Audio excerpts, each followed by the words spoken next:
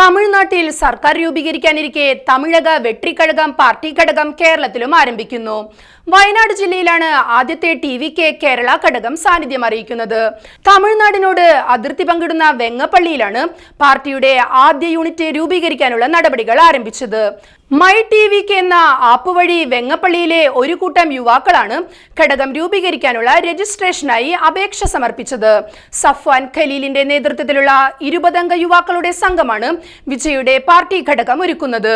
ടി.വി.കെയുടെ തെരഞ്ഞെടുപ്പ് വിജയത്തിൽ അഭിവാദ്യം അർപ്പിച്ച് വെങ്ങപ്പള്ളി ടൗണിൽ ഇവർ വലിയ ഫ്ലെക്സ് ബോർഡുകൾ സ്ഥാപിച്ചിരുന്നു.